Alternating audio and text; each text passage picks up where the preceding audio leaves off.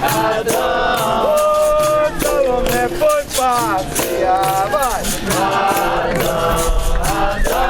Oi, cadê Salomé? Adão. Oi, cadê Salomé? Adão. Oi, cadê Salomé? Adão. Ei, Salomé foi passear.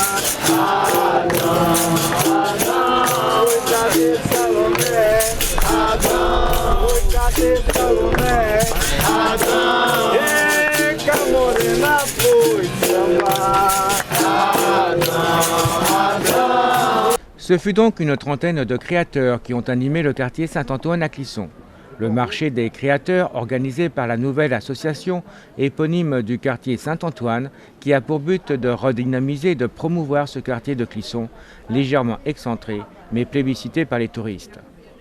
Les créateurs sélectionnés par l'association répondaient à des critères stricts comme la qualité et l'originalité du produit présenté.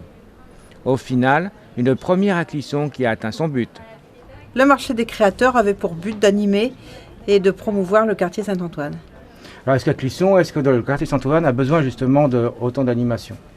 Besoin d'animation, besoin de se faire connaître, oui encore, parce que c'est un quartier qui n'est pas commerçant depuis très longtemps. Touristique, oui, mais pas commerçant depuis très longtemps. Il l'a été il y a longtemps, il a été industriel également, mais il n'était pas commerçant.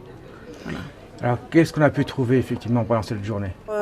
Les promeneurs ont pu trouver des créations originales, des bijoux, le travail du cuir, le travail du bois, le travail de la terre, et puis rencontrer aussi les personnes qui créent ces objets, puisque c'est les créateurs même qui venaient vendre leurs objets. On voulait, pour un quartier atypique, présenter une attraction atypique qui corresponde au quartier. Alors justement, qu'est-ce qu'il a d'atypique ce quartier? Qu'est-ce qu'il a d'atypique? C'est un quartier touristique, qui a été industriel, c'est atypique parce que historique, il a une histoire particulière, avec le parc de la Garenne-le-Maux. Alors si on fait un peu le bilan de cette journée, comment ça s'est passé?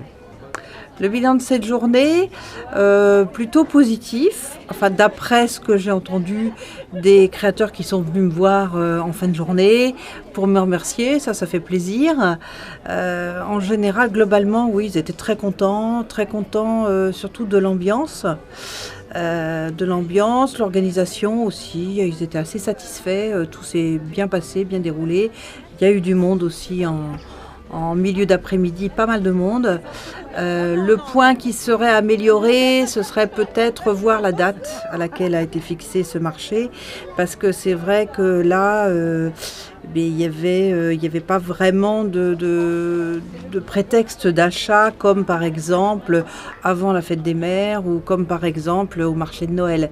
Et c'est vrai que les créateurs qui sont venus au marché de Noël, là, trouvaient qu'ils ont un petit peu moins, ils ont moins vendu qu'au marché de Noël, mais c'est pas du tout le même contexte. Et en plus, on est en plein dans la crise. Nous, on le vit tous les jours, ça. Alors venons un petit peu quand même à l'économie. L'année était plutôt bonne, plutôt moins bonne. Comment ça se passe? C'est moyenne, je pense. On en discute entre adhérents de l'association qui sont tous des commerçants du quartier. C'est très moyen. Mais bon, on ne va pas baisser les bras et puis on va... Justement, ça peut aussi permettre de rebondir, de trouver de nouvelles idées, de se remettre en question,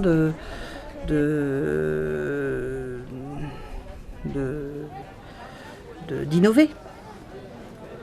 Comment c'est un petit peu le profil du consommateur actuellement? Le profil du consommateur dans le quartier Saint-Antoine, c'est le promeneur. Donc ça va être souvent des achats coup de cœur.